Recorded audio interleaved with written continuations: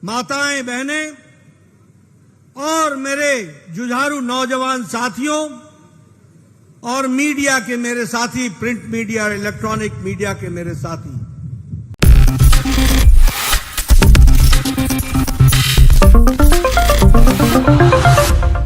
News में आपका बहुत बहुत स्वागत है। मैं हूं आपके साथ अबरारुल हक रहमानी। दर्शकों, छत्तीसगढ़ में भारतीय जनता पार्टी इस वक्त अपना डेरा जमावड़ा लगा रखी है। कल की अगर बात करें तो वहां जशपुर से जो एक तरीके से परिवर्तन यात्रा निकाली जा रही है भाजपा के द्वारा अलग अलग राज्यों में। उसका दूसरा चरण का कहीं वहां पर शुरुआत किया गया और जेपी नड्डा ने इस शुरुआत के बाद जो कहें बयानबाजी की, दरअसल वो कांग्रेस के लिए परेशान करने वाली है, कांग्रेस के लिए हैरान करने वाली है। सुनिए उनके इस बयान को। नड्डा जी जिंदाबाद, जिंदाबाद, जिंदाबाद, नड्डा जी जिंदाबाद। नड्डा जी आप संघर्ष करो, छत्तीसगढ़ आपके साथ है। बोलिए भारत माता की, भारत माता की, भारत माता की, छत्तीसगढ़ महतारी की, छत्तीसगढ़ महतारी की। आज के इस परिवर्तन यात्रा में मंच पर उपस्थित हमारे भारतीय जनता पार्टी के प्रदेश के जुझारू अध्यक्ष सम्माननीय श्री अरुण साहू जी, हमारी राष्ट्रीय उपाध्यक्ष बहन सरोज पांडे जी, हमारे यहां के इस चुनाव के प्रभारी सम्माननीय ओम माथुर जी, हमारे प्रतिपक्ष के नेता श्री नारायण चंदेल जी, राष्ट्रीय उपाध्यक्षा बहन लता उसेंडी जी, प्रदेश सह प्रभारी नितिन नवीन जी, भारत सरकार में मंत्री रेणुका जी, यहां के लोकप्रिय सांसद बहन गोमती साय जी, हमारे यहां उपस्थित पूर्व में रहे मंत्रीगण,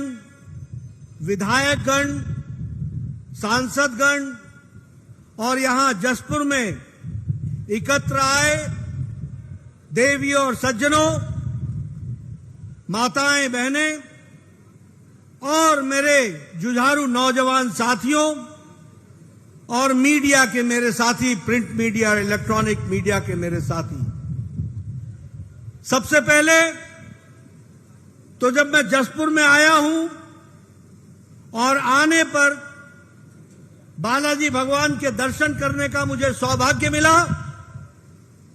और मैंने वहां प्रार्थना की बालाजी भगवान के सामने कि हम सब लोग जिस समाज की भलाई के लिए, समाज को आगे बढ़ाने के लिए, प्रदेश को आगे ले जाने के लिए जो आज ये परिवर्तन यात्रा प्रारंभ कर रहे हैं, उसको बालाजी भगवान का आशीर्वाद मिले और हम सफल हों ताकि छत्तीसगढ़ विकास की ओर ठीक ढंग से आगे बढ़े।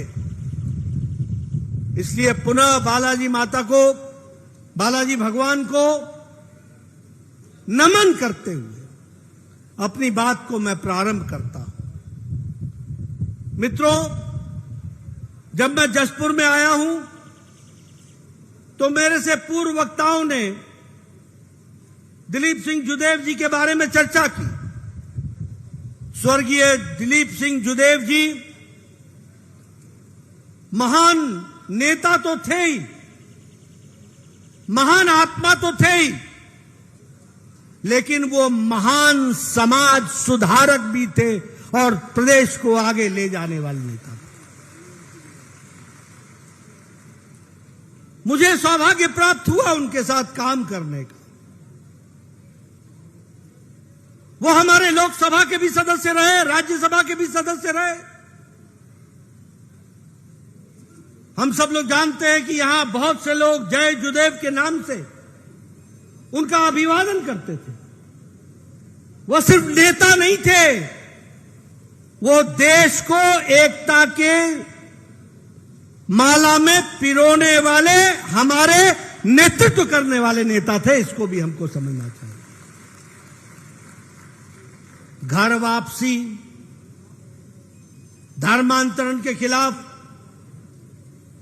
समाज को एकत्र करना, इकट्ठा करना, राजनीतिक मुद्दों पर पूरी ताकत से जवाब देना और राजनीतिक मुद्दों पर जवाब देते देते अपने अस्तित्व को दांव में लगा देने वाले ऐसे देखे तो दिलीप सिंह जुदेव देखे।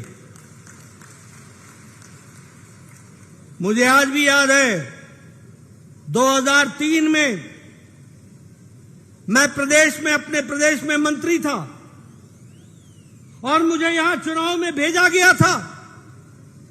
मुझे उस समय का दिलीप सिंह जुदेव जी का भाषण याद है, जब उन्होंने कहा था कि ये भ्रष्ट कांग्रेस की सरकार को नस्तो नाबूद कर दो, इसको जड़ से उखाड़ दो और मैं अपनी मूंछ को दांव पर लगाता हूं।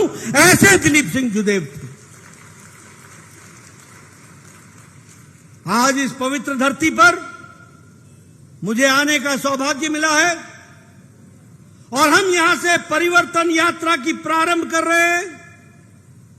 वो जहां भी होंगे उनकी एक ही तमन्ना होगी कि भारतीय जनता पार्टी एक बार फिर से इस भ्रष्ट कांग्रेस सरकार को जड़ से उखाड़ करके फेंक दे और परिवर्तन यात्रा सफल हो। यही उनकी आत्मा चाहती है। बोलिए, जुदेव जी की कहे हुए बातों को पूरा करेंगे कि नहीं करेंगे? करेंगे कि नहीं करेंगे? मैं स्टेडियम के पीछे से सुनना चाहता हूं, करेंगे कि नहीं करेंगे? मित्रों, उन्होंने अपना सारा जीवन सच्चाई के लिए, ईमानदारी के लिए, नैतिकता के लिए, धर्म के लिए उन्होंने सारा जीवन लगा दिया। और आज जब ऐसे पवित्र भूमि से मुझे परिवर्तन यात्रा का प्रारंभ करने का सौभाग्य मिल रहा है, तो उनकी आत्मा को शांति मिले, इसके लिए हम संकल्प लेते हैं कि यह परिवर्तन यात्रा सफल होगी। इसके लिए हर कुछ करेंगे और पूरी ताकत से लगेंगे। इस बात का हमको विश्वास लेना चाहिए। मित्रों, जब हम बात करते हैं, अभी यहां पर भूपेश बघेल की बात हो रही थी। बोलिए, कांग्रेस पार्टी ने आपसे पिछले 5 साल में छलावा किया कि नहीं किया?